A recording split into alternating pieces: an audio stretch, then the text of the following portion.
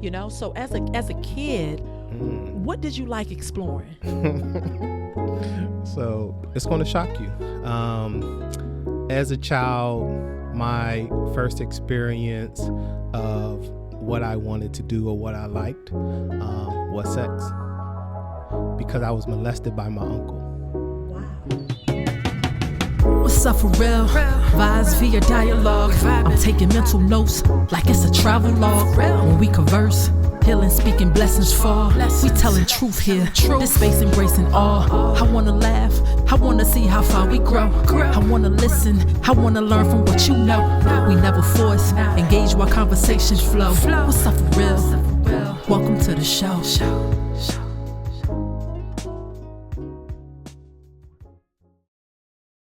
What's up, y'all? What's up for real? And welcome again to the What's Up for Real podcast, where we keep it honest, we keep it human, we keep it healing, heartfelt, and a little humorous. I am your host, Sarah Jean, and today, y'all, I get to vibe with an author. He's a father, he's a husband, and a creative being that uses his voice through his pen. Born in Williamsburg, Virginia, his middle name Lamont means the word in French. And words? Well, it quite literally saved his life. Raised on one of Virginia's oldest dairy farms, he endured loss, abuse, racism, and a strict church environment all before the age of 10. And after incarceration as a young man, he discovered poetry. And he wrote his first book behind bars, selling it hand in hand to anyone willing to listen. 30 years later, those same jailhouse poems became his latest work. When a Jailbird Sings, a reflection on God, family, and redemption. And today, he is the owner of Smith Environmental Solutions. He is a devoted husband to Nicole, a proud father, and a man still answering the call on his life. He loves God. He loves family, traveling, and a really good cup of coffee. Please, What's Up for Real podcast family, please help me welcome my friend, family, Mr. Daniel Lamont Smith. How y'all doing? Yes. I'm so glad you're here. Yes. You look good. Thank you. So do you. You look like you feel good. Oh man, all the time. Every time I see you, I'm like, his beard get longer and longer. Really? Like you got like the little whiskers now. I know. This was just something that just came about. I was just like I got to do something different. Like, what do you do? Like, do you just sit there and like twist it? Like you twist it, use beeswax to kind of keep it in place. Okay. But just like, locks, you got to keep twisting it, and then for there, as the hair gets longer, it'll be in place. So this is just yesterday me starting it. Okay. That's So- different. Yeah, so it look good. A new beginning. Yeah, what your wife say about it?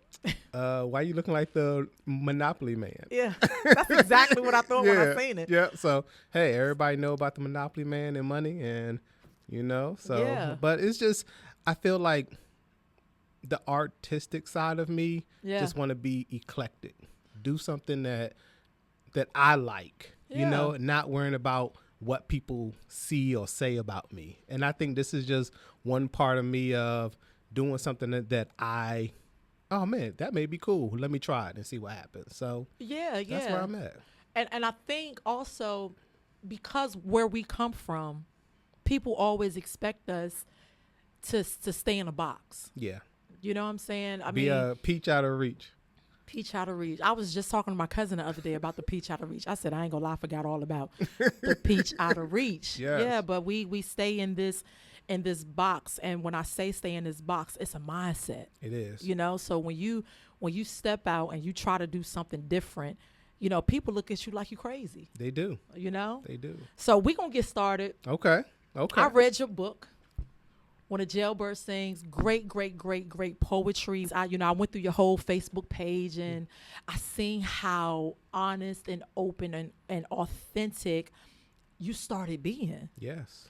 And I thought it was real brave, especially for a man. Especially a black man. Especially a black man. And so when I was reading I think every other day you was posting something different. And I said, Dan, you being real honest. Yes. Dan, you being real honest. And You I'm have to like, be. man, tell me a little bit about yourself. Who's Daniel? Ooh, that's a big question. But what I would have to say is Daniel is a explorer. Growing up in life, there wasn't too many things that were presented to me so that I can grab here, grab there. Yeah. As you mentioned earlier, it was about that box. So as I grew up, I started to find little cracks Okay. and crevices in those boxes. Mm-hmm. And I started to explore, and I started to grab this and say, what is this? What is that? And starting from a child, I was always wanting, just always curious about things. So Daniel is just a person that, if we follow the Bible, Daniel and Elijah did, people have put him in that box for something he did not do. Yeah, that's And good. and he found how he was able to get out because he trusted in God. And my name Daniel actually means serving God or believing only in God. So when I only started to believe in God for myself, I started to find out who I was. Entrepreneur, great father, great man, great thinker, open, understanding my sexuality, truthful at times. There was a point in my life where I was honest but hurting people. So now I had to learn how to be tactful. Oh, that's good. Yeah. So Daniel is just this person that has evolved over time Right. by exploring different things in life so that I can sit in front of people now at 50 and say, I've been through this, and I can give you advice. Because one thing that I've learned is that when people ask for something, they're Right. either looking for your advice or your opinion. Opinion means you've never been through it. You're just giving what you think. But advice is something that you live through. Yeah. So we have to be careful of when someone asks us a question. Sometimes it's good to say, do you want my opinion Yeah. or my advice? And educate them, because then what happens is that you told me this. Well, I told you my opinion on that. Yeah. My advice was what I went through. So that is who Daniel is. And Daniel is constantly searching for a new him, not a new him, but something that he can find that makes him a better him Yeah. each and every day. Do you think it's possible to give advice without experience? No. No.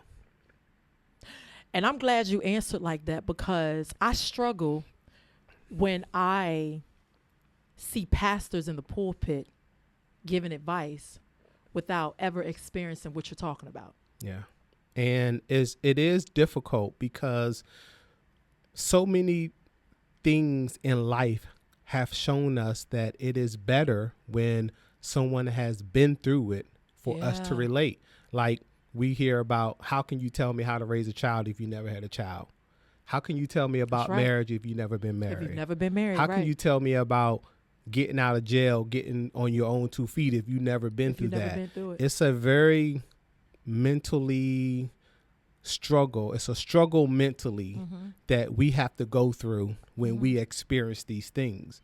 So we have to be careful of when we are asking people for help, meaning, are we looking for their advice or are we looking for their opinion? Because I've heard where they say that people's opinion is the greatest commodity because everyone has it, but everyone doesn't have the experience.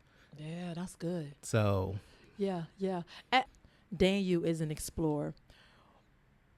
As a young boy, at what age do you think you truly started exploring, and what did you start exploring? And I'm asking that because as a child, I'm a mother, right? Your father. yeah. And as I'm watching my daughter grow up, and the more and more she explores, she's 7, and she can tell me, Mommy, I love animals. You know, I love insects. When she goes outside, all she want to do is, now I want to take her outside to play basketball, but all she want to do is play in the dirt and find bugs. You know, so as a kid, what did you like exploring? So this is going to be the first answer that, as I'm going on this journey, Right. questions is like therapy to me now. Okay. Because it's allowing me to really think about these questions. Yeah. And it's going to shock you. As a child, my first experience of what I wanted to do or what I liked was sex, because I was molested by my uncle. Wow. And I did not know this until now, until you asked me that question. Because as I look back over my life, and what I wanted to do more than anything was to have that sexual pleasure. Wow. So growing up, experiencing the things that young people experience, young boys, having wet dreams and different things like that, I can look back now and be like, it was something that I always wanted to do. I always liked looking at girls, always liked looking at men, but not in a way to where I thought it was sexual. It was just the exploring of a human body. Yeah. But to me, the feeling good was that part when I was dreaming and I was with a woman and did not know, but I was having wet dreams. So that's where I really have to do, that's what I have to say, that actually started as a child and what I started exploring. Again, that wasn't something that I brought upon myself. Yeah. That was something that was inflicted on me, but it stayed kind of true to me even up until this day. Wow. Yeah. How old were you? First of all, I'm, being molested by a family member, uncle, or anybody, that could be extremely traumatizing. I know all too well about stories like that, and I know a lot of people with the same story. Yes. Right. Especially coming from the church. Yes. So, how old were you when you were molested? I was 5 years old, and what happened was that the house that we lived in on the farm, I remember it was January 21st, 1981. I was born in 75. Okay. And when our house burned down, we lost everything. So we went to go stay in the big house in my grandmother's house. And it was shortly after that, because I remember looking outside before it happened, Right. but I had a coat on and it was still cold. So it had to have been between January and June. I can't remember the month.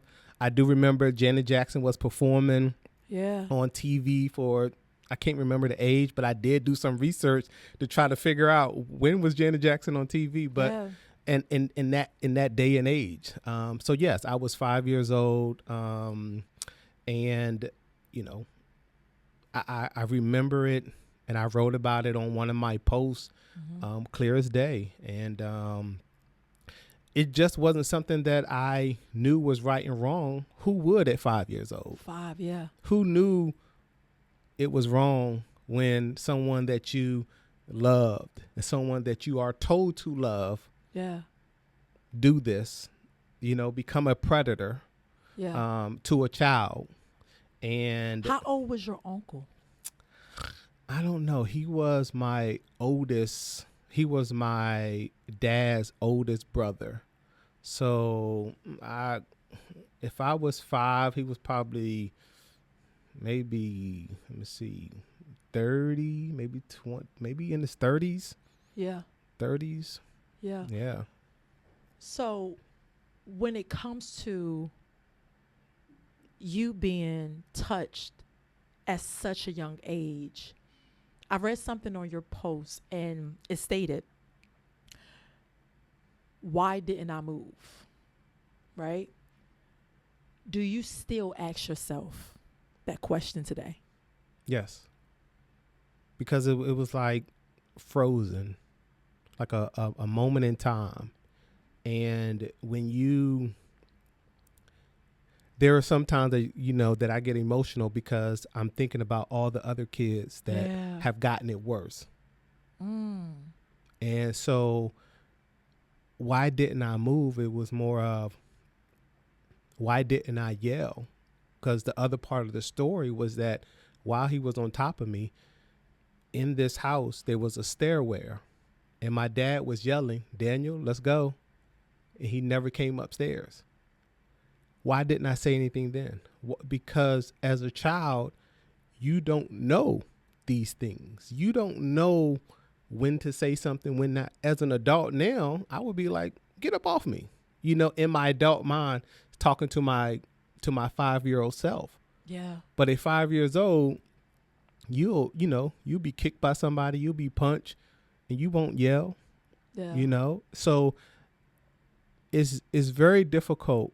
That's why we have to protect the children, because their voice is not heard, because everything is innocent in their mind. This is the innocence of children. The very innocence is that no matter what, somebody can pluck them in the head every day. They won't ever tell you, because in their mind, it's innocent to them. Before you were molested, did your parents have the sex talk with you? Did they talk to you about just say no? No. Or not in our environment. Not in our environment. We grew up going to church 5-6 days a week, being around family, being around church members, that sacred place. These things were not supposed to happen because the Bible didn't say it for it to happen, and to a degree. Right. So this was your very first experience ever. Ever. Oh man. Ever. So that is probably what shaped your mentality around just sexual pleasure. Yes. With women, period. Yes. Did you ever question your sexuality when it came to men? Yes. Because this is something that I believe. I believe our sexuality is shaped by the first person who we can associate love with. So my uncle was love. My dad was love. My aunts were love. In a family that we grew up in, when the house burned down and everybody came together, bringing clothes, all those people I saw was love. Right. So no matter what they did to me, it was love. How at 5 years old, how are you supposed to know any difference until you are taught? So my belief and my experience, my advice is that when a child is molested, they can pick and choose to a certain degree of how they choose to show that love and to what person. But it does stem from some of their first sexual encounters. Experiences. Were you ever mad at him? I was mad when I got older and realized what he has done, what he did. Yeah. I wasn't mad at that point because, again, this was all, I thought it was cool.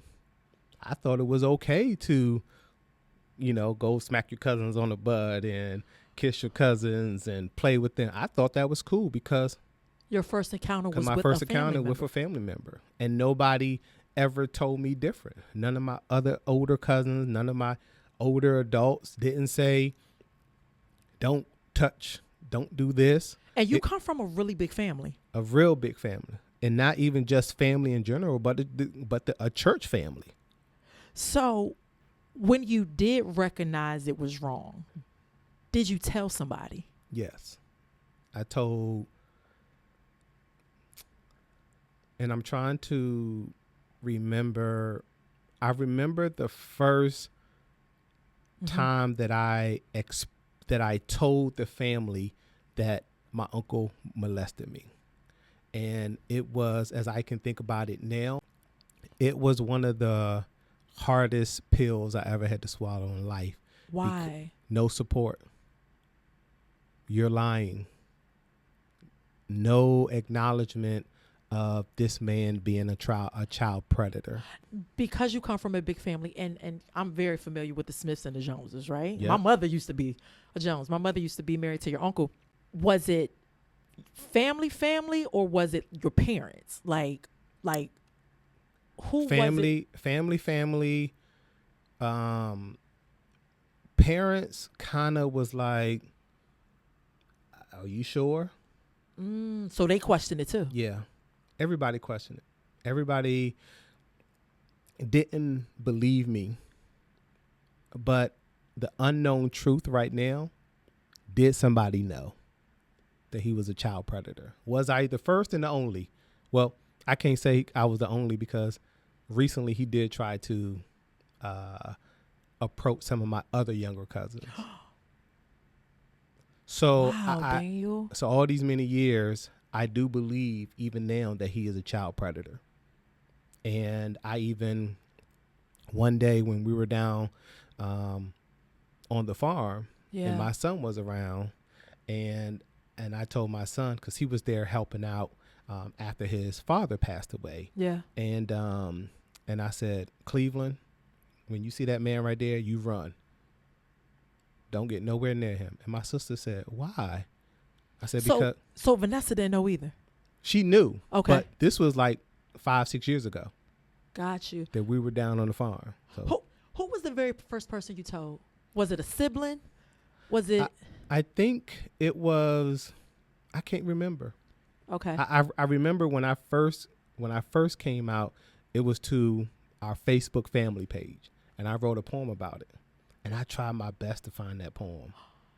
And because when I went through your book, after going through your Facebook, I went through your book, and I was like, I don't think he really talked about it in this book. Did I miss something? Because this was a really good book, and it made me realize and understand your relationship with your grandmother. You was very close to your grandmother, and we'll get back on that. But I asked you about siblings because, you have a brother, you have a sister, and sometimes you're so close knit with your siblings, you tell them personal information before you even go to your mom or your father. You know, so when you finally told at some point, did anybody at all believe you?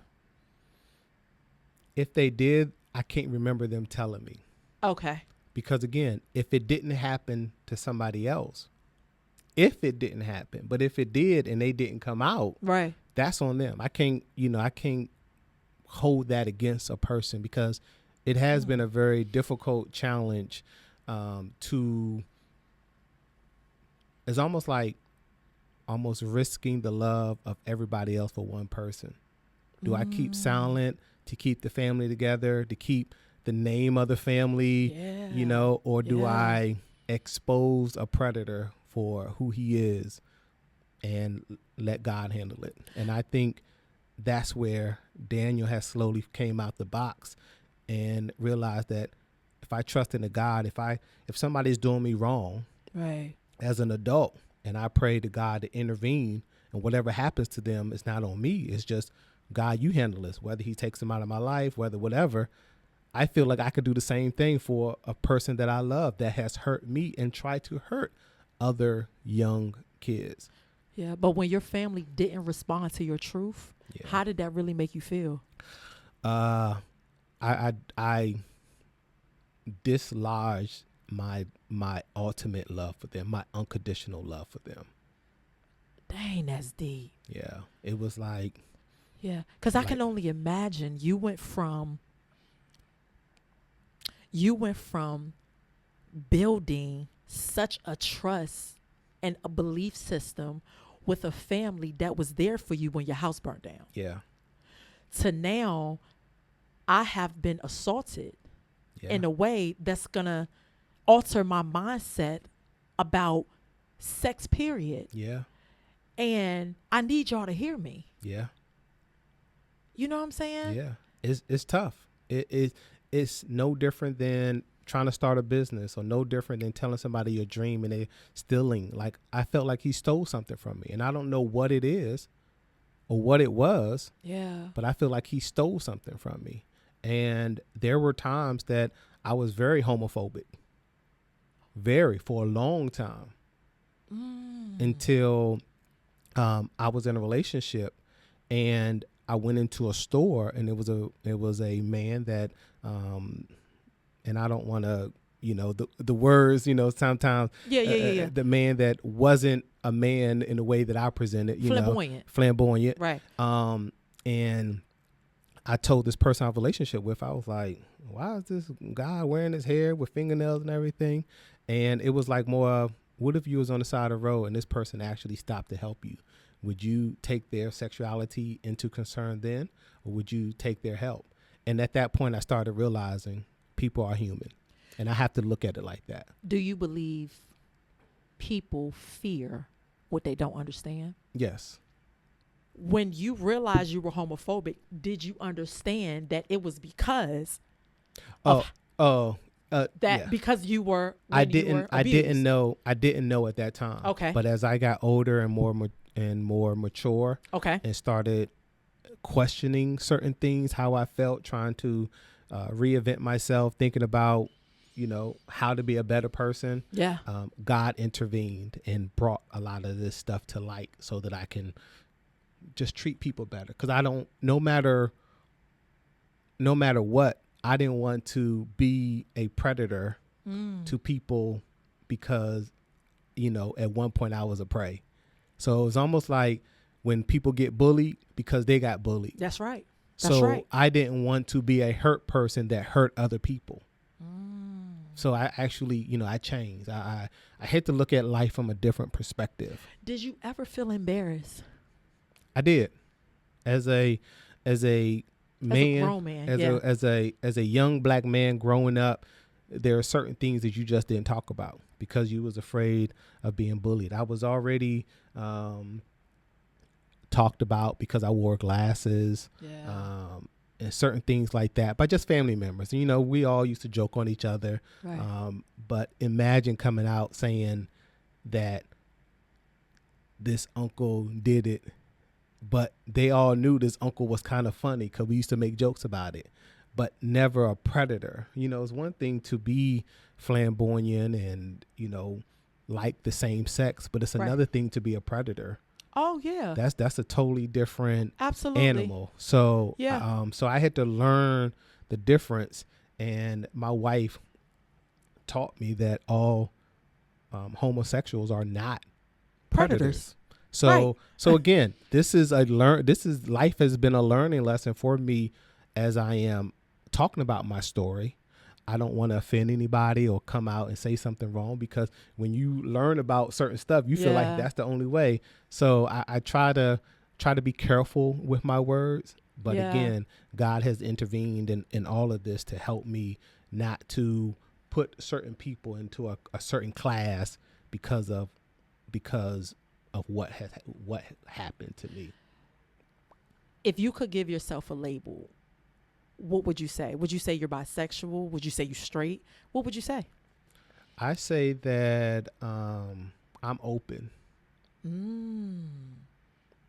And my wife and I talked about certain things. This is good. Yeah. So I it's one thing for a man or a woman to say, I won't do this. That's right. Because there are people that I've learned in my life that smoked weed and be like, oh, I never smoke crack. Then weed get to a point where they had to lace it. And because they wanted a different type of high. Yeah. And now they strung out on this, or they can say, I smoked some crack, and no one looks at them as being bad. So, for me, the honest part is that I understand that I'm open. Like I don't have desires to be with a man or anything like that. Right. But if an opportunity in my life where a sexual desire had to be filled, I feel that my wife will understand. I'm not saying that I will go be with a man. Right. But if a man came into our relationship at some point, I would have to have an open mind to it, because sometimes you don't know in that point of your life when you need something different, So it took me a while to be truthful and honest about this. Yeah. And because you had to understand it first. Yeah. You have to, this is where knowing yourself and not being ashamed of it. I love it. I love it. Yes. At the end of the day, people don't want to say it. Like I look at the puff daddies and all these things that go around men that like other men.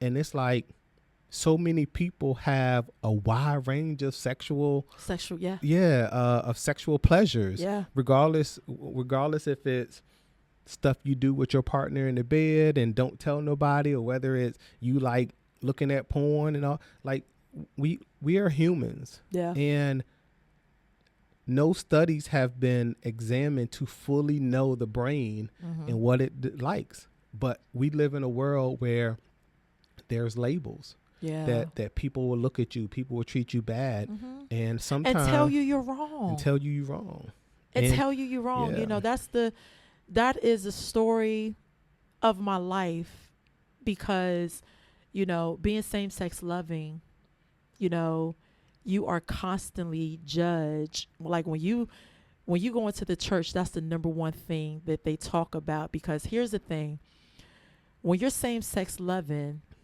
you can't be discreet about who you are. Yeah. Especially when you're open and you're comfortable in your own skin. You make other people uncomfortable because they're discreet about their mess. So when you're open with yourself, you're making them look in the mirror and they hate it. Yeah. So I think it is so brave of you to be able to come on a platform and really be honest about who you are from within. Yeah. And not make it seem like you're wrong. Like the fact that you had to overcome a fear and low-key a hatred towards other people, you learn to just embrace your truth. And I give, first of all, thanks to God for bringing my wife into my life to help me to understand that. Yeah. To help me to be able to say it, because she's always been pushing, be true, be true, be true.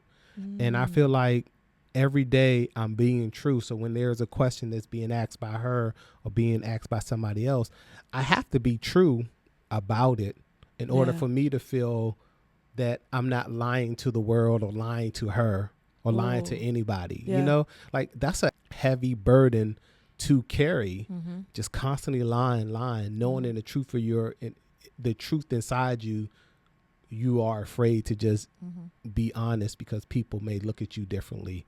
And that's a societal thing. You know, that's something that we deal with all across the board every day that we look at. Like, I get bills in the mail, I pay them, but when I don't pay them, they hound me down. I'm like, why don't y'all say congratulations for paying your bills for, you know, for the past 3 months? Yeah. Waste a stamp and a letter and paper to tell me that I'm doing good, encouragement.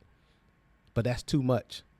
But that's a good analogy. But you'll send me a letter. You'll pay somebody to send a letter to me every day because I missed one payment. Like, so trying to be perfect so that we're not getting hounded. Yeah. It doesn't just stem with people. It stem with life in general.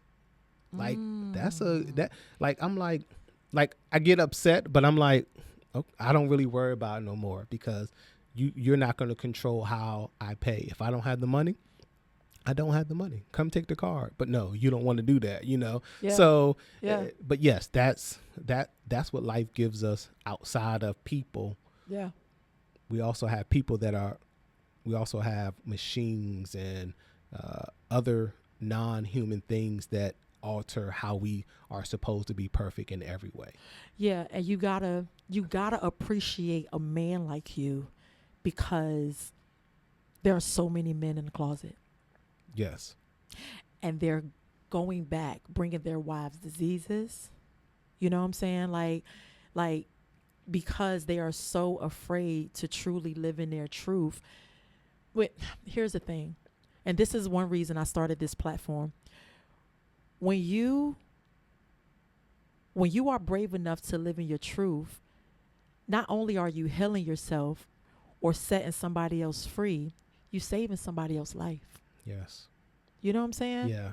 You're saving somebody else's life. And I think I'm proud of you, Daniel. I didn't know we was gonna start because I was gonna ask you. But I just didn't know we was gonna start there that fast. And you know, the fact that you were just so ready to speak on it, that shows you how far you come. Yes. Because I've been same-sex loving all my life. Yeah. You know, my truth is I have been attracted to men, and I've been open to it. I've been open to it. But there was one point at my life where I thought men were disgusting because of things that happened to me. Yeah. You know, until I had to grow up, until I had to really get to know God for myself and start truly living in my truth and saying to myself, you know what? This is not all men. Yeah. You know, these were just predators. Yeah. You know what I'm saying? But, you know, I'm not gay because of what happened to me. You know what I'm saying? Yeah. I just, when it comes to a fluidity and sexual preference and your sexuality, you know, you like what you like. Yeah. Yes. You really like what you like. You know, that's why I hate labels. Yeah. I really, really hate labels. And I only say I'm same-sex loving because I am with a woman right now. Yeah. You know what I'm saying? But before I met my wife, I was very open to men. Yeah. I was like, you know, God, whoever you send me, just send me my person. Mm-hmm. He just happened to send me a woman, you know? But I said it could have easily been a man. Yeah. You know, I was open to it. So I just think just living in your freedom, that is the best place you can be when it just comes to your true heart space. And you're absolutely right. And, you know, you and your wife have a beautiful marriage. Like it's like funny. Like it's when you find that person, like I love that my person. baby. Yeah. Like I tell my wife now, like, my nigga. You know what I'm saying? Like, at the end of the day, like, you know, and, you know, sometimes people get, when it comes to sex, it's like they see it in a one-dimensional way, and it's not like that. You know, when people say that they are attracted to, like if I say I'm attracted to a man, it's not that I have the desires to be with him. Right. But I don't see men as attractive or not. I see men as like being handsome. Right. Okay. Like, hey, you know, that's a handsome man right there. Or in my mind, and I'm still getting used to be able to say that to my wife. So it's a very, and she has always given me the safe space. Yeah. I was about to say that she created I that haven't put my toe in the water as of yet. Gotcha. I every now and then I may dip and dab, but it's still about you being comfortable with who you are, you know? Yeah. And there has been an issue with me befriending men. And I don't know. Do you think it's fear? I don't know. Like I grew up when I was younger and started being out in the streets, and then after I got out of jail and started hanging around some guys, it was all cool. Like we always had women around, but it was always like a different type of love. And even to now, 30 something years later, we still close, you know? And I just think those men that I befriended back then almost like accepted me for who I was. But some of the men that I have came across in my life as an older adult, it was just like, it wasn't real, you know? And I just kind of felt sometimes jealousy, sometimes envy, you know, sometimes it's a feeling. Yeah. And, you know, and so I don't hold on to friends or people that don't want to be my friend. Like there was a point where I was just reaching out to people. Hey, how you doing? Checking up on you. Yeah. And then it's like, if I don't get it or reciprocate it, I just fall off, you know? I think I can agree. I can agree to an extent. I think that adult friendships are just hard. It is. I can speak for myself. If I haven't been cool with you for years, meeting somebody new, it's hard to stay connected. It is. Especially if you really don't have a lot in common, because you know the older you get stuck in your ways. Listen. You know what I'm saying? Yep. So I meet same-sex loving couples all the time. I meet heterosexual couples all the time. I think I probably got more straight friends than gay friends. Mm-hmm. You know what I'm saying? But I noticed that when I meet even women like myself who probably, is described or come off as masculine or dominant, or we're duality. So of course I have the feminine energy and the masculine energy. You could say the same thing about you, because God is all, right? Yeah. We were all made in the image of God. But when I meet women like me, I really do notice, like, it always seems like competition. Yes. Like I'm big on collaboration. I love working with people, like the more I get to know you, I get to know myself, but when it comes to adult friendships, it is just so hard to stay connected. I remember I lost a lot of friends when I started dating. I lost a lot of friends. Like, yeah, you're not the same. I was like, I'm curating this thing I got going on. Like, this, not saying you don't make me happy, but this is making me feel Happier. Good right now. Yeah. Like be happy for Yeah. me. You know what I'm saying? I'm not your friend anymore, but be happy for me. I could never see you fall in love and I'm like, damn, you don't even talk to me no more because you done fell in love. Like, I'm like, no, I know I ain't never did nothing to damn you. He'll come back around. He is just really in love right now, and I love that for him. Yeah. And it sometimes, even for me, like, I get some of the females that I dated before I met my wife, try to get at, wanted me to be their man, like, in a relationship, but I wasn't ready for that. So I can understand how you fell off, and I have had a few that kind of fell back. It's like, hey, you're in a relationship now, and I can respect that. Yeah. But at the same time, if we were friends, if we had a friendship, that friendship still should be, but not everybody see it that way. Yeah. And I had to learn that about my wife and her past friends. I had to be accepting and understanding and put myself in her shoes when, hey, I'm talking to this guy and everything. I'm like, who is this guy? She's like, it's my friend. Like, and she's known these people longer before me. So I didn't want to constantly be the predator, in those situations, to push her away, because it can be easy where somebody says, well, I'm accepting of you. Yeah. Why are you not accepting of me? Yeah. And you can't come back and say, well, this is who I am, because it's not. If you want to be with a person, sometimes you do have to. Sometimes you do have to shave, as I say. Yeah. We have to shed our skin every now and then, and really think about what makes us happy. So, in the beginning of you and your wife, did you have an issue with her having male friends? Yes, because I had an issue with me and my female friends. Oh, what was your issue? Well, the issue was that I thought it was okay for me to do stuff, but not okay for her. Oh. So this is one thing that men don't like, when the tables are being turned. Yeah. And these are the hard truth that I went through that my wife had to call me out on. So I can say this to men, because this is my advice, because I've been through it, is that when you meet that right woman, no matter what man comes into her life, if she doesn't want to be with you, she ain't gonna be with you, no matter how much money you give her, no matter what.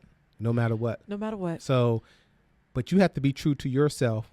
And sometimes I do show her that I'm jealous, and sometimes I am. But then there's other times that I'm like, that's good. I look in the mirror and I be like, I'm good. That's good. Do you think it's possible for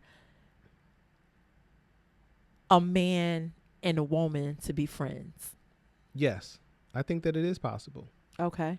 I think that you have to know that person that you're friends with. And when that friend is not taken away from you what you should be given to your, for instance, I have a friend, real good friend. I've known her long before I met my wife. Okay. And know her parents. Know her mom, her sisters, and our birthdays are a day apart from each other. So there was an instant connection, and we never kicked it. We never did anything. Never did anything sexually. Okay. Have you ever been attracted to her? At one point, I think that I was attracted to women in general. Okay. It wasn't, she was real cool. And again, Leo just have this fire that, Oh, you a Leo? Yes. When your birthday? July 25th. Oh, you just hit Leo. Yeah. You are early Leo. Yeah. Okay. And my wife's is the 28th. Oh, wow. So a Leo with a Leo. A Leo with the Leo.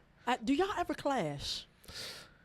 We clash when it comes to, I always consider myself as being a lawyer, like the debate of trying to get each other to understand what we're saying. Yeah. That's where we kind of clash.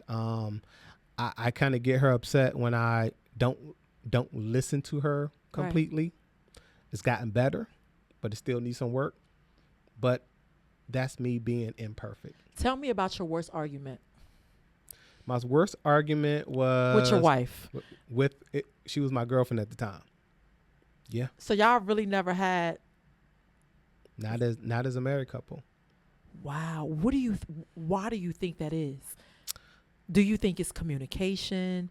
Yes. We talked about, so I'll go back to the question of our first argument was that we had some friends over and we were drinking into the morning, and one of her guy friends called her, and it was like 5 o'clock in the morning, 4 or 5 o'clock in the morning, and needed her. Okay.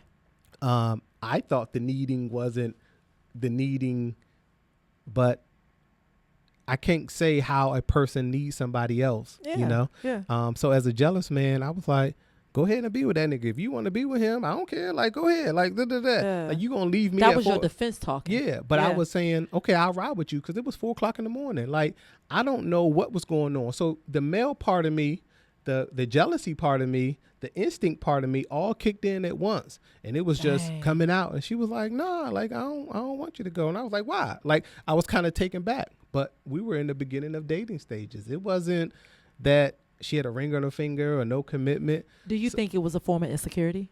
Yes. Yeah. Yeah. Very insecure at that point. Yeah. So she left and we were talking and I was like, you can come get your clothes and everything. And she came back. And when she came back, I got on my knees. I did the whole Martin and Gina thing. Baby, I'm sorry. I didn't mean to. And I cried and I said, and ever since then, we never had a argument worse than that. We've had disagreements, but that was our worst argument. Like in the first, I believe, probably in the first 6-7 months, maybe the first year. And we've been going on, this would be the 5th year that we've been together. And we haven't had an argument where I had to storm out the house or sleep on the couch or, I don't like you or nothing like that, you know? So I contribute that to when two people find themselves in a point of their life where they have been through a lot. Yeah. It's easier for them to accept and be open to one another in a point to where it becomes easier to live with another person. And it's easy for her to say, hey, you need to work on this. And easy for me to say, okay, she's my wife. She sees some stuff that I don't see. Yeah. And then the same for her. It's not like she tells me, and I don't get a chance to tell her. But because she is a woman, she is a supreme being. There are things that she already knows. Mm-hmm. And From an instinct. Yeah. And I tell, and I've told people before, you know, you have to look at it like women are not like alpha males and things like that. Right. Women just need a man to show them what it is to feel to be like a woman, because a lot of these women are not getting those feelings from the man that makes them feel like a woman. Yeah. To be submissive, because you know, people we seen all these talks, submissive is this and submissive is that. No, submissive if when you want to do the best you can for your person. I'm a submissive man. I submit to my wife, and my wife submits to me. That's what I was gonna say. I think it goes both ways. It does. And just that masculine, you have the masculine and you have the feminine energy. Mm-hmm. The feminine energy can't be soft unless that masculine is present. Yeah. You know, and that's within any relationship, you know. And I noticed that when I started to spend a lot of time around males, I found myself naturally getting soft because the masculine was so present. Yep. That's the beauty of the energies. Yep. You know, so when a man is present in a woman's life, and it feels safe enough to take your cape off. Yeah. And it feels safe enough to be soft. Yes. You know, that is when the real gift come into play, right? Because every man wants a submissive woman. Yes. Let's keep it real. Women have gotten to a point where either you have to pay me something, meaning give me something, or I'm not going to deal with that. Like, they don't want to teach a man how to love them. They want a man to come already from Amazon, just hit the button and they're ready. Hey, I got $10 million in the bank. I can buy you a car. I can buy you this. I can take care of this. And that's not human. No. That's not reality. It's not real. Right. You know, so. Man. You know, like my wife and I talk about, like, we're kind of like some of the dying breeds, like getting into relationship, you know, because some of the people that we talk to and everything is like, y'all dealing with this.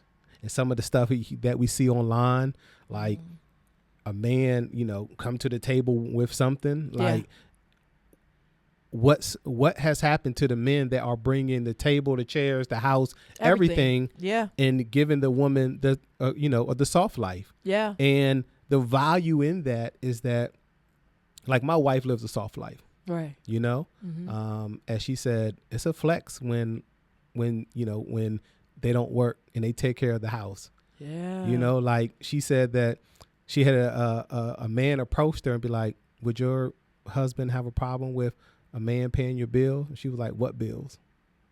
Like, and I was like, okay. So when you have not just I'm taking care of you, but I'm loving you. Yeah. I'm treating you right. I'm treating your son right. I'm treating your family right. Yeah. It doesn't mean that you pay the bill and everything else stops. You still got to show love. Absolutely. You still got to be, and for me, it makes me a stronger man when I want to go out here and work, because it can become easy when a man has, like, imagine if my wife was making $200,000 a year, $300,000, a millionaire, and I'd be like, oh, I ain't got to work. Then what happens is that I become softer, because men have to, there are certain things that we have to do. We have to stay busy. We have to try to help people out. Like, I think this is how we were created. My wife is my helpmate. Yeah. When I have a problem, when I need encouragement, sometimes I could be mad at the world and I'll tell her and she'll be like, so what's wrong? So what's really wrong? And like after the fourth or fifth word to come out of her mouth, everything feels better. I'm like, yeah, you know, I'm ready to go back out to, you know, to the world and tackle, you know, so. You know, one thing I really notice about men, a man really has to feel appreciated. Yes. Have to. Yep. When you have a woman at home that truly appreciate what I'm doing. Yep. If you have the ability to go out here and take care of the whole house, right? You like, listen, I want to do it more because when I come home, I got to cook meal. Yes. You know, you still loving on me. We still fucking good. Yep. And, you know, a man needs sex and a man needs to feel appreciated. And that's the thing. And even the being able to be vulnerable. Like, I've heard from some of my friends, like, they'll come and they'll talk to their you know, their partner. Yeah. And it gets thrown back in their face. Like, we don't need constant reminder that we fucked up. You know, like we know we did it.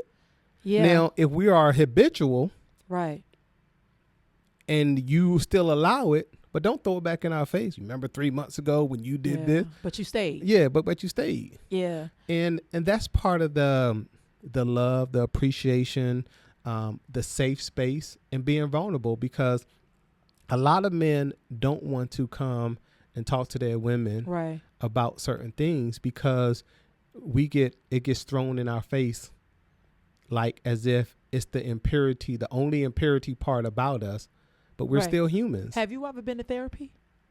Yes. Before you went to therapy, were you ever against it?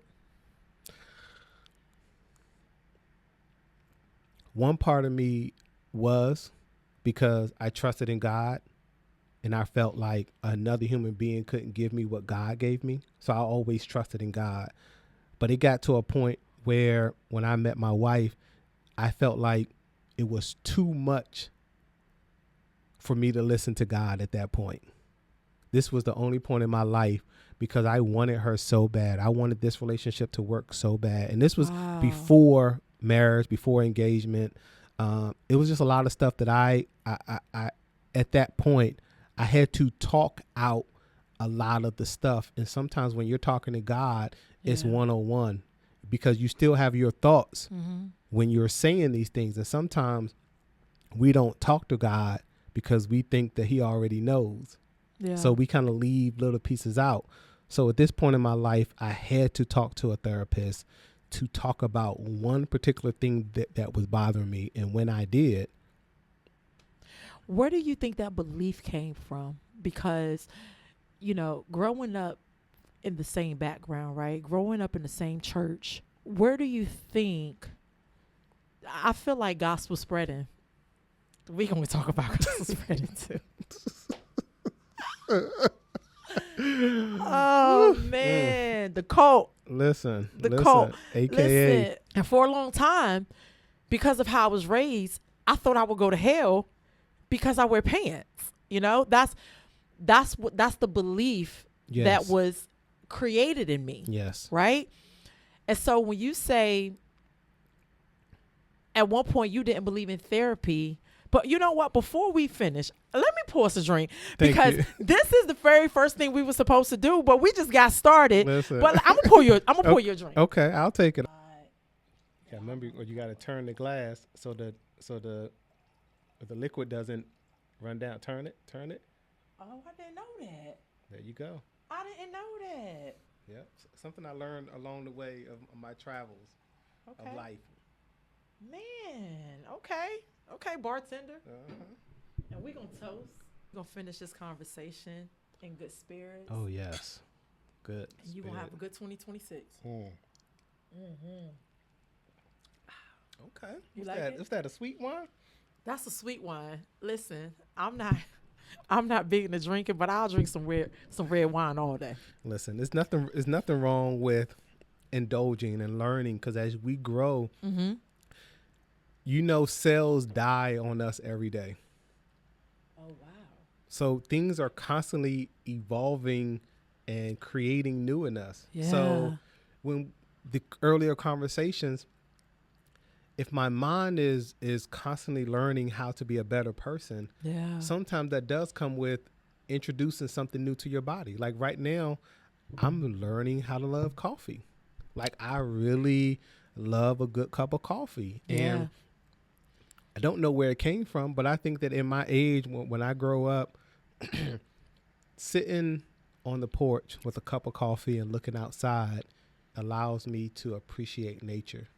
Where in a world where we're constantly moving and running here and running there, sometimes we don't get the chance to really enjoy nature.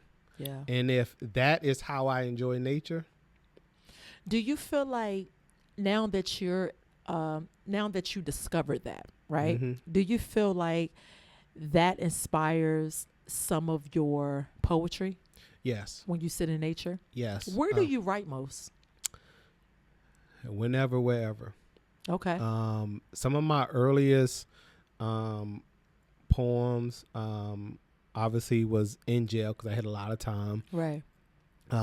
After getting out, I worked at a gas station, and I did a video on my TikTok where I'm showing these little small tablets, and I was just writing. I'll write on toilet paper sitting on the toilet.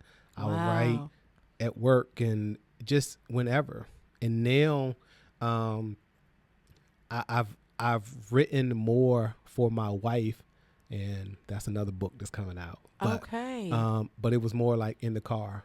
And it's like when it comes to me, it'll come. Like sometimes it could be 3 lines and I'll start over. But then sometimes it'll flow. And a lot of my poems are like short stories. Right. I noticed that. Yeah. And you could see them. Yeah. You could see them. Yep. So it's like talking about certain things, bringing things into perspective that is almost like throwing up every time I write.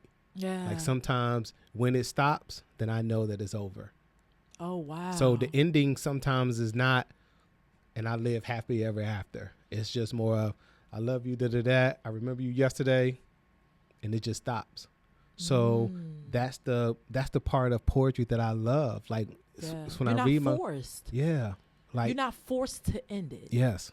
And you can keep. It's like you still continue through life. Yeah. Because you're not doing anything but writing your story. Yes. Just in a poetic way. Yep. You know, and your life you're still living. Yep. You know, so how can you stop the poetry when it's the anytime everything that's meant to be will flow. Yep. So my middle name is Lamont. Okay. Which is French for the word. The word. I read that. Okay. Yep. Okay. So when you think about your name, when you think about parts of you, it had to come from somewhere. Right. So by it being the word, I was always fascinated by words. Like, oh man, that word looked good. That word looked like, just trying to figure out how this word goes here. And when you're writing, and you're trying to rhyme words, there's a lot of words that I could not end because they didn't rhyme with anything. Do you always feel like poetry has to rhyme? No. Right. I used to, because that's how, if you look at songs, sometimes you listen to songs, like some of my first inspirational songs, the Isley Brothers, Temptations, I listened to those while I was in jail. So seeing how they talked about love and everything, it was kind of like inspiring to me. But you take these pieces in life and you try to figure out what works best for you. But it becomes repetitive when you're using the same love words. When you using the be, see, me, love, above, if you don't have a vast vocabulary, then what happens is that your readers are going to be minimized because they're not going to understand what the words means. Who wants to read a book but then have to have a dictionary next to it? Yeah. Do you feel like, because when I read your book, I even said, my daughter can read this. And I think that's a good thing. So, mind you, these poems were written 30 years ago. So my descriptive of things were 30 years ago compared to today, where my vocabulary has enhanced. I can, as a mature man, if I write a poem now, I can make it for a mature reader. Okay. But the books from 5 years ago, when I first met my wife, prior, it was all stemmed from 30 years ago. Which poem do you think cost you the most emotionally? Which one really made you sit with it and feel and cried when you wrote it? The Prodigal Son. So, as we alluded to earlier about me being close to family, right. I looked up to my dad, in a way where wanted to be like him. Yeah. He taught me a lot. But when I got out of jail, and this is a very emotional story for me. Yeah, so I need to get some tissue. No. Okay. No, I'll just let it flow. I want you to let it all out. I'll just let it flow down my cheek. I didn't put any makeup on today. Okay. So I ain't worried about my makeup messing up. So when I got out of jail and I was staying with Aunt Jackie, and rest in peace, Aunt Jackie. Rest in peace. I remember having a conversation with him on the phone. I was working, got a couple jobs, and I was talking to him, and I said, "Dad, aren't you proud of me?" Like, he was like, "How can I be proud of you when you first got out of jail?" No, he said, "How can I be proud of you when you just got out the clink?" Okay. And at that point, I felt like I lost the man that I admired. I felt he let me down. Ooh. Because if you knew how people went in jail and got out and went back to the same ways. Yeah. But I got out and started working. I got out and started doing things. And I'm looking for encouragement at that time. Yeah. You know, it's we've all had people in our lives that have been in jail, in and out in jail. Right. And one thing that we need is encouragement. I don't care. Keep on, baby. You got this. Yeah. But to hear the man that you love that was in your life, I could see if he was a no-beat dad and he wasn't there. Yeah. But this man was in my life. You had like, a good father. Great father. Yeah.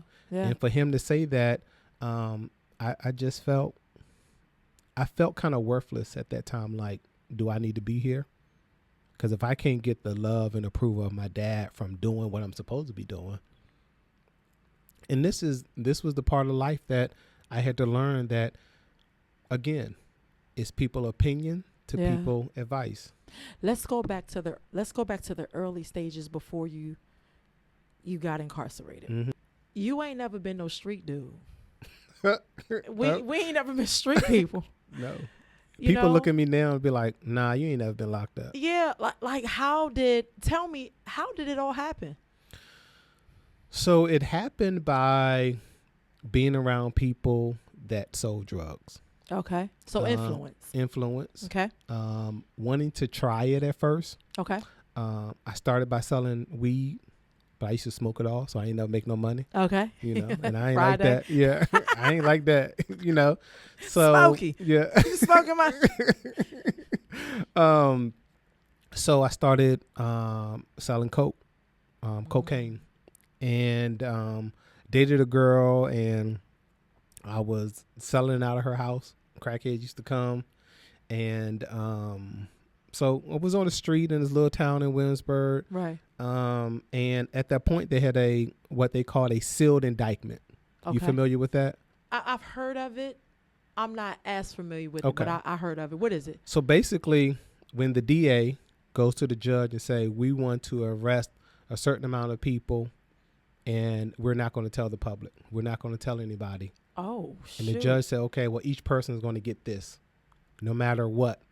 So you low-key become a target. Yeah. Okay.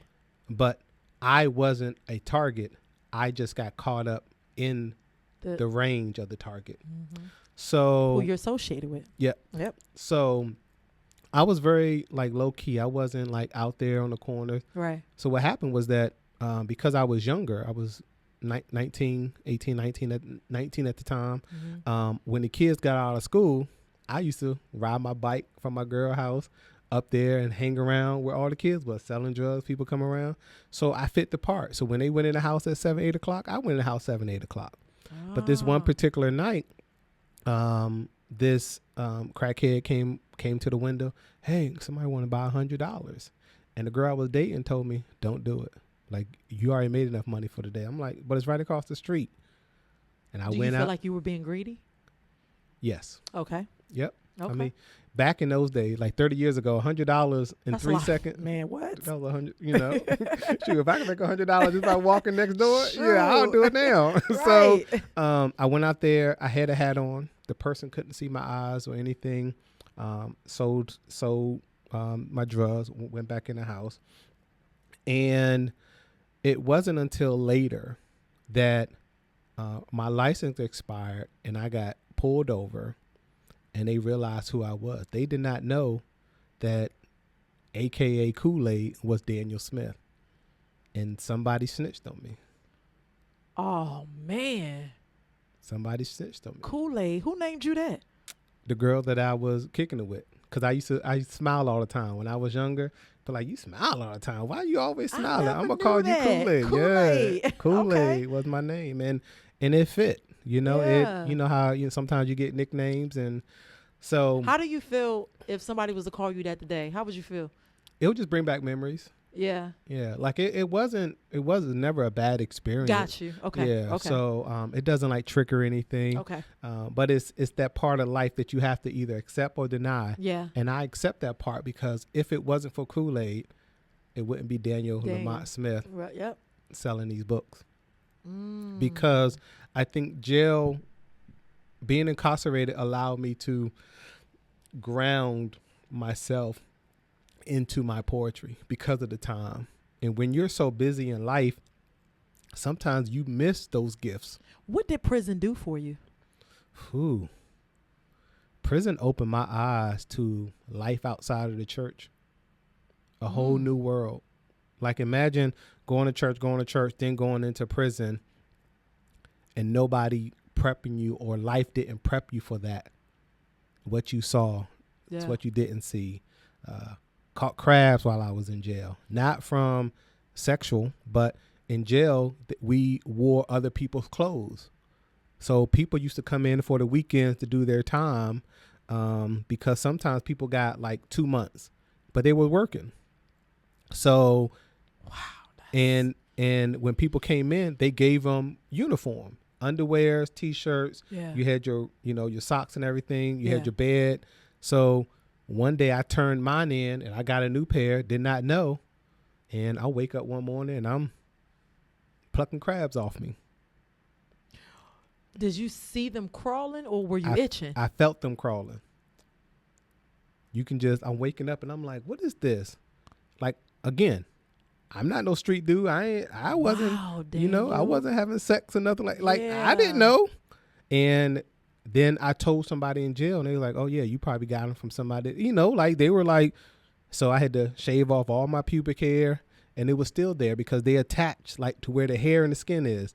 So imagine this little patch of, and I'm just plucking them off like at nighttime because it was just irritating. How did you get rid of them?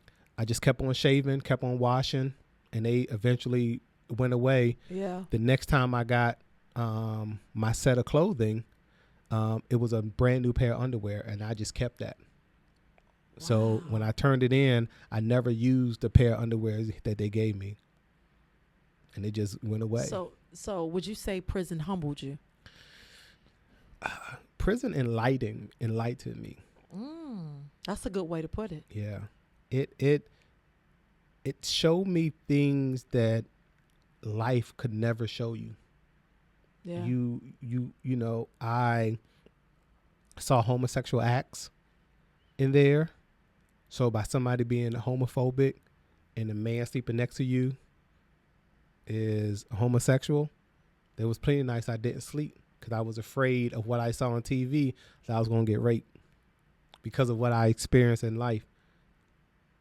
So these things were like compounded. I'm like, oh, I'm in this facility. Like when I first got to my last facility, I was on the top bunk and I'm sitting there. It was in June and I had my pants on. I didn't have a shirt on. It was hot. Yeah. The guy come up and say, did anybody tell you, you had a sexy body?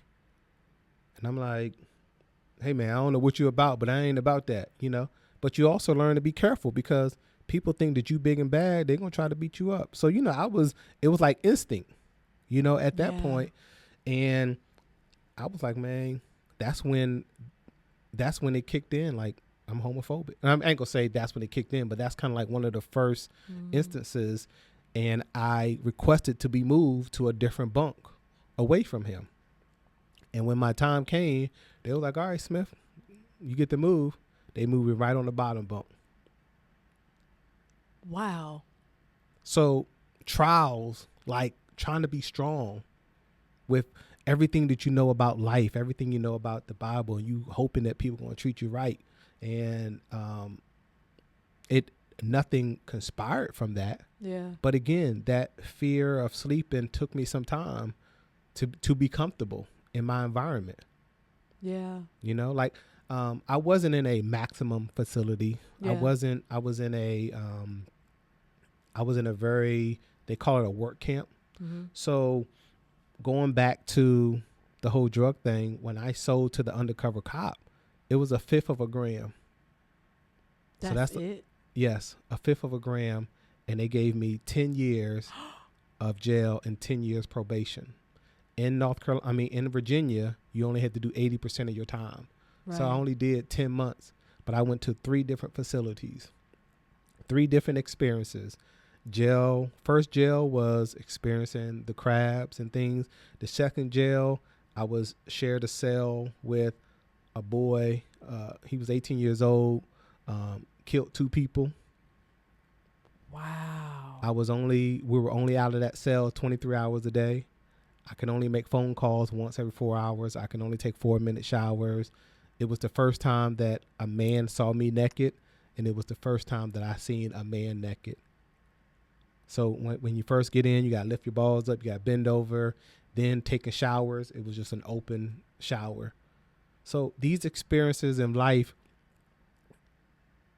like it allowed me to be comfortable, because you can't sit there and tell a CO, I ain't taking no shower. Like, you can't say no. Yeah. I ain't used to this. Yeah. Man, so I did have to be humble. I did have to push away a lot of stuff and just keep it moving, keep it forward. Have you ever cried? Did you ever cry in there? Yeah. Mainly at nighttime. Yeah. You know, just missing family. You know, again, missing the church, missing everything that I knew about life, you know, or the freedom part. You know, the freedom wasn't walking down the street at will. The freedom was being around family for birthday parties, being around, you know, your mom. My mom came to see me every weekend but one weekend. Really? Faithful. Yeah. Faithful. No. When I think about strength from a woman and things, faithful. Yeah. My dad, he never came. I think my brother came once. My sister came sometimes. Aunt Jackie came. You know, some people came that did, but my mom, KJ, and I think my sister came to pick me up. You know. Did you ever blame anybody? Mm-mm. Or did you right off the rip take accountability? Oh yeah. Even in some of my posts, I sold the drug. I don't think that the time fit my crime though. Yeah. But I feel the same way about my brother. Yeah. I don't think that, but when you're caught up in that sealed indictments, I don't care how much drugs you got. The judge already, like, your death sentence is already written for you. I want to get on your book. Okay. Right? Your book, An Image of Reality. An image of reality. You stated, praying to God that this image of beauty would never disappear. Describe that image. Like, what really inspired it? Like, who were you talking about? Because as I was reading it, I'm like, was it a time in his life where, I know you super in love with your wife right now, but was there ever a time in life where you really felt like you were in love with somebody else and they inspired these poems? Because they so deep. Yeah. And a person that ain't never been in love can't really write like that. Yeah. So a lot of my poetry was almost like my wet dreams. They wasn't really, I'm not going to say they wasn't real. Right. But they did not have a person in mind. Okay. So I always thought of myself as writing or developing myself to love the woman that I'm going to be with. And these poems, some of these poems were really written about the woman that I would be with. Okay. 30 years ago. So do you feel like, now that you're with a woman like Nicole, do you feel like you manifested that? Yes. Through your poetry? Yes. My poetry and in life. Like I felt like everything that I've been through, everything I experienced helped me to be able to keep and to maintain this type of woman, but also be the man that I need to be for this type of woman. Because there's always a challenge when you feel, you know, I dealt with insecurity. I dealt with feeling like I wasn't worthy enough. But now as I got to this age of my life, I know that I'm worthy. There you go. Like there's no if and buts about it. Yeah. And she sees that I'm worthy. So now it's just keep doing it. Like, what do you think in life made you insecure? Like, were were you ever cheated on? Were you ever left? Were you like, what do you think built insecurities in you? Because you seem like such a confident man to me. I mean, Yeah. and you might say now, Yeah. you know, but even I grew up with you. Like, I mean, you're older than me, but even as kids, Daniel was always Daniel coming. He funny. We all gonna laugh. Yeah. I never really noticed insecurity in you. So what do you think developed that? I think it's self-sabotage. I think I hid a lot from, Wow. I don't think it was as deep as most people have. Yeah. And my wife and I was talking about this the other day, and I was telling her how I used to ejaculate fast. And sometimes I used to be scared to have sex with women, like real pretty women, because I wanted to impress them. But as a man, if you know that you have a problem of coming fast, wow. and it's just like a man having a small penis. Some men get to a point where they try to do stuff, but deep down inside, there is some type of insecurity about that. So I had an insecurity problem, and it was because of my overabundance need for sex that I just got so excited. And it's something that a woman would never understand, how like I have to explain to my wife that an early day, a kiss on the cheek can keep me take you somewhere aroused all day long, not hard, but aroused mentally, like fantasizing, wanting more of those kisses. Like if she kissed me here, I can remember throughout the day when she kissed me here, when she kissed me there, when she kissed me in different spots. And now when we have sex, all those things that I thought about throughout the day just cause that instant rush of excitement. And do you ever feel like you were a nympho? I don't know if nympho is a word, but I had a high sexual appetite. Did you have a whole stage? I think we all had whole stages. I ain't never had no whole stage. You never had a whole stage? Nah, I was just telling my homegirl the other day, I ain't never been no hoe. No, not that. I ain't never. I think because I've always loved love. So I've been in a relationship. So all your sexual encounters have been in a relationship. 95% of them. Then you a 5% hoe. I made it to the whole stage, y'all. She made it by the hair and skinny. Man, yeah, I've never like. Okay, I did have one night stand before. So So again, okay. it like I used to tell some females that I've met, like, again, this is where labels. If I never told a person how many times I had sex, they can't label me as doing this. Right. And I think there are definitions of what people have said, what a hoe is, or a whore, and just somebody sell for money. Like that's how we kind of associate one thing to the next thing. Yeah. Like a whorehouse, then you break it down and you a hoe because you have sex with a person or somebody you don't. So again, if you say, as my wife said, I was a thought. Yeah, I was thoughting. Yeah. I think I was more of a thought than a whore, if that makes any difference. Gotcha. I don't know, because again, I think there were times that I went as single man 2-3 months without having sex. Then there were times that I may have sex once a week. Oh, wow. And most times, majority of my times have been with the same person multiple times, but I wasn't in a relationship. And that person wasn't in a relationship. But then there are some times where you just, you out with the boys and you meet somebody and you have a one night stand, So those things, the act of meeting somebody and having sex on the first night doesn't fall underneath the classification of being a whore or thought. Yeah. Because if you're having sexual relationships with that person multiple times, you kind of see you kicking it with them. You kicking it with them. I think I kicked it more with people than anything. Got you. It said, I thought about your eyes as fire burned in them. And when I read that line, I was like, well, is he talking about God?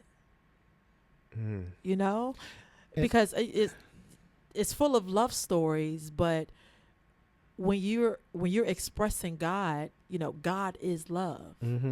So, I could be wrong, but that's how I took it. Yeah. You know, that's how I took it. And I thought that was real deep. Yeah.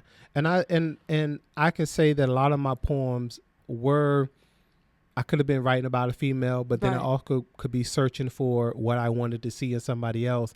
And I kind of put those images together or how I felt about this, because sometimes when I write, it's not just singular.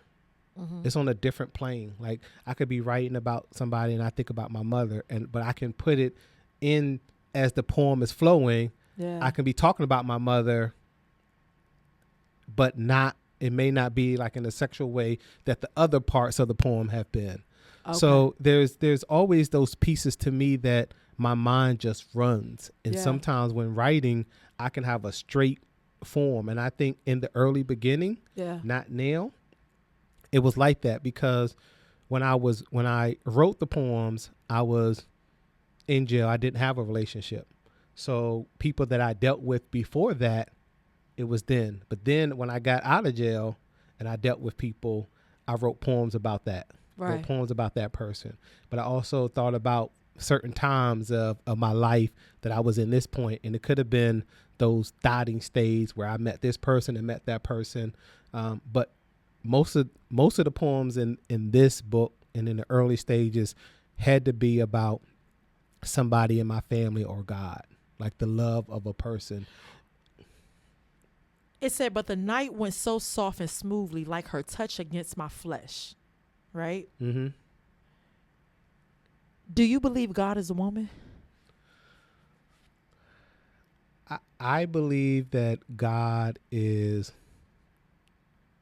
non-sexual. I think that the image, how you want God to look in your life, is what I believe, because I don't have enough proof to state. I think that. When did you start believing that, though? Did you believe that when we was growing up in church?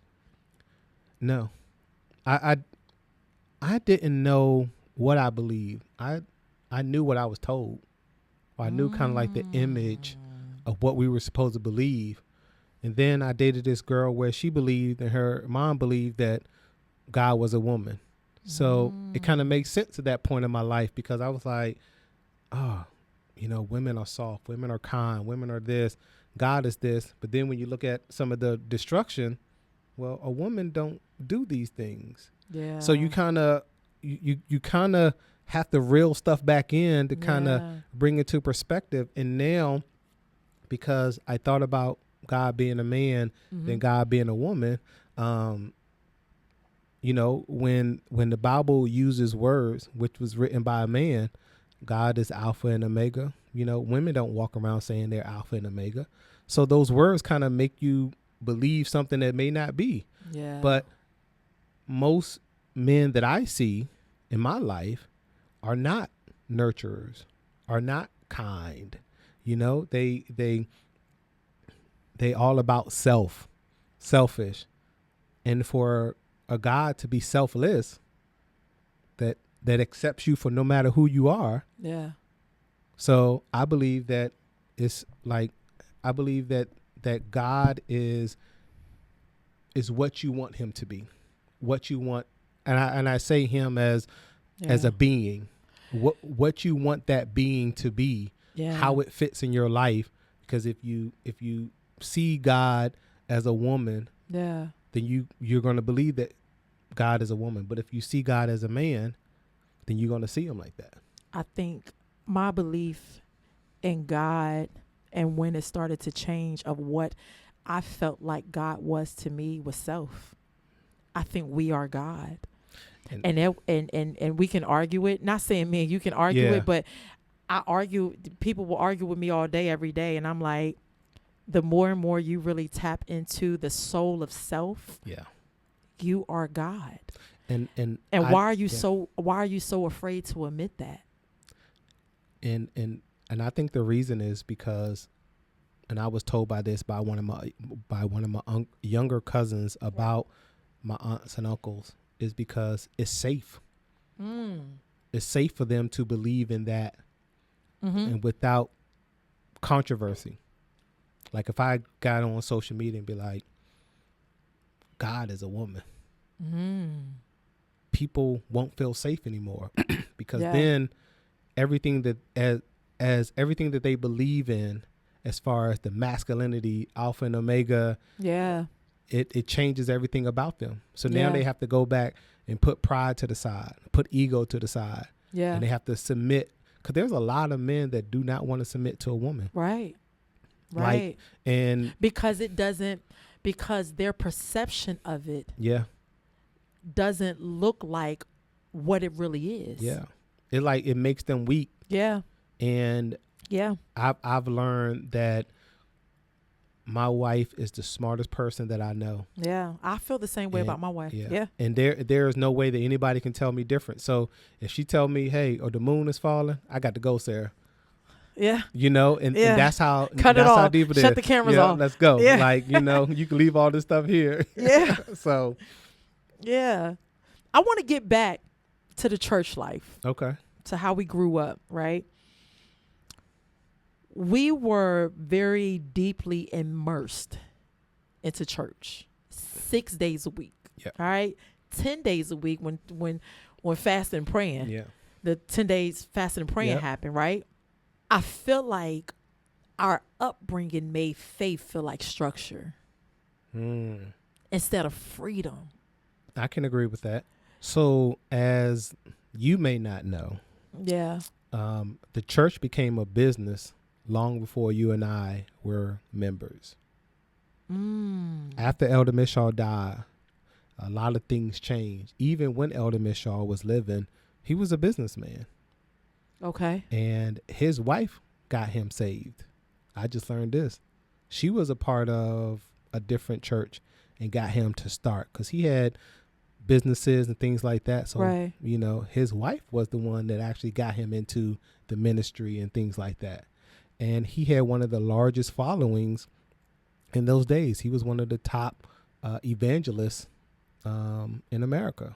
Wow. Yeah. So there was a lot of things that came about that once you learn information, you look at things totally different. Yeah. But there was a piece that I also felt that God, and I think God came out of the church long before we started. Yeah. Even now. Yeah. And I think when we were younger, I think they were trying to hold on to the faith that they knew, but it wasn't the faith that we needed to keep us sustained. They try to keep some of the good parts about the churches. You know, I've learned over the weekend that at a Mishaw, like, you couldn't wear nothing but white shirts to church. You had to have a certain type of cut. You had to be peculiar. Do you feel like it was a control thing? I think it was not control, but I think people were searching for something different. And the more that you kept people together, the more that they intertwined. So it's no different than a community of individuals that would say, marry this man because their family got money and let's keep it in the family. Let's keep it going. Right. So I think Elder Mishaw looked at it from a standpoint of the more that my people can be around each other the 6 days a week, the less chance that they have to go to other churches and be influenced by other people. But as we grew up, we looked at it not like that, but more of control.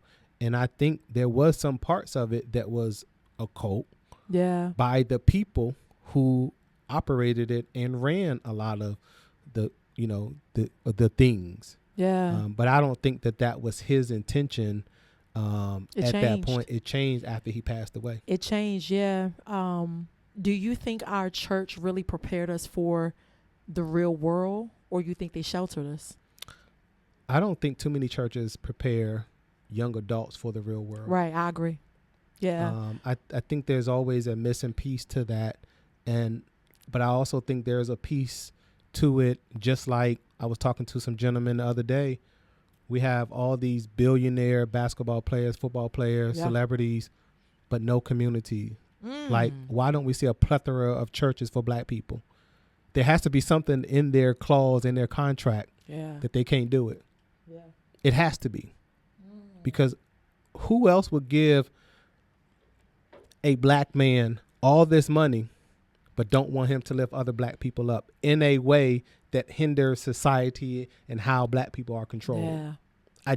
I find that hard to believe, just like I find it hard to believe that church's main purpose is to uplift just communities, because there's certain guidelines that churches have to follow. Yeah. There's certain scriptures out of the Bible that they have to preach about, and that's indoctrinated, and that's cult. So every church can be a cult, like, because no matter what church you go to, I could say God is good all the time. All the time, God is good. But a white person may not say that response to you, because it's probably not taught in the Catholic Church. It's probably not taught in some of the other churches. Good. Yeah. So the thing is that this is how I think, if we think about Elder Mishaw and some of the, he had he had million followers because he was a radio preacher. So he was reaching all over the country. Yeah. He was that guy. Yeah. So imagine if you were that person that took on to that and you started your own church. Yeah. You started Presbyterian and you started the black church, AME. Like, if a member under AME went listened to Elder Mishaw and got some of the some of the doctrine, how do you think that's going to spill over until when you are an adult? Yeah. You're going to be taught the same thing. So I think it had to start from somewhere. It had to originate from somewhere where majority of the black people in the church they go to, they taught the same thing.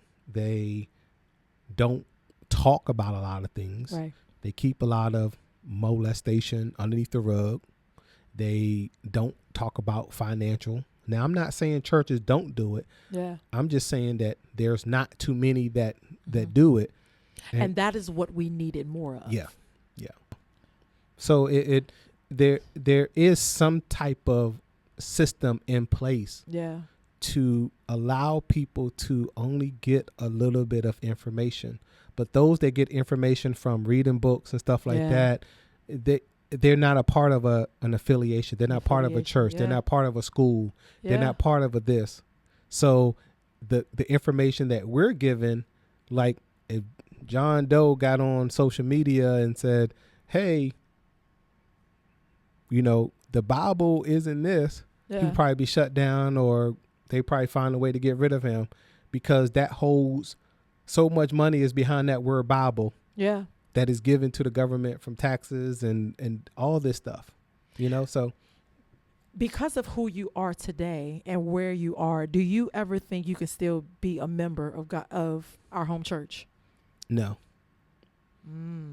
I don't think I could be a member of a church. Wow. In general. Yeah. Why?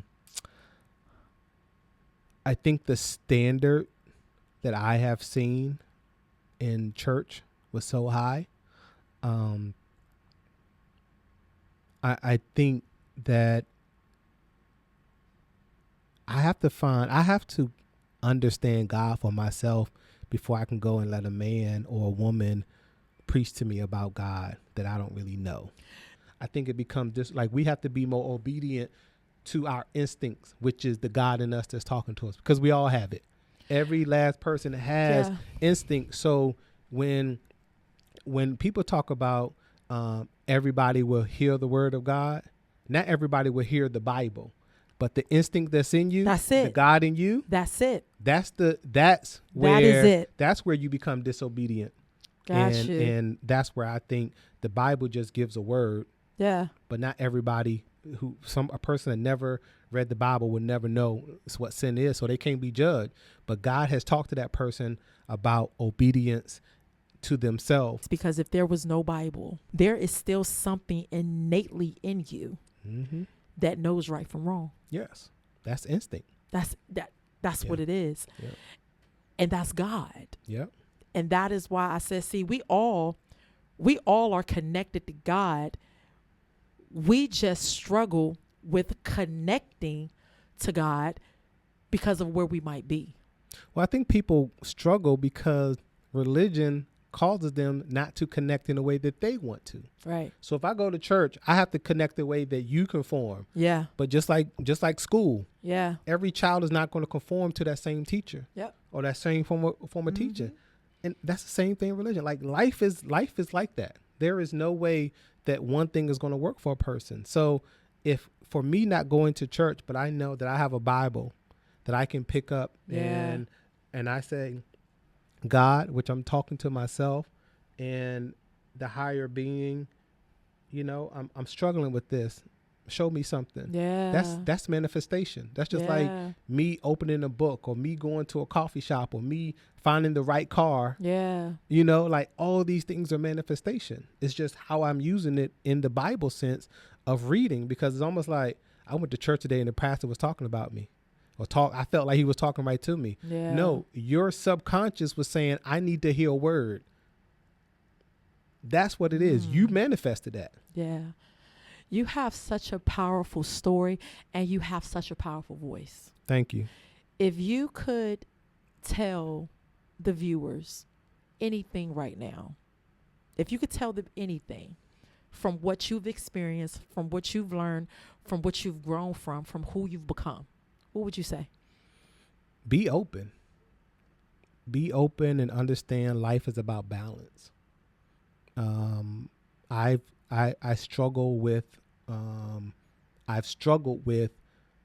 being perfect when I got into a relationship. Mm-hmm. My wife shut that down real quick.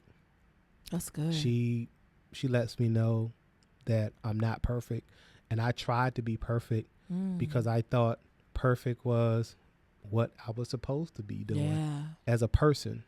But it was okay for other people to be imperfect. Yeah. So that judgment, like, again, a lot of stuff stems from childhood trauma, church, life.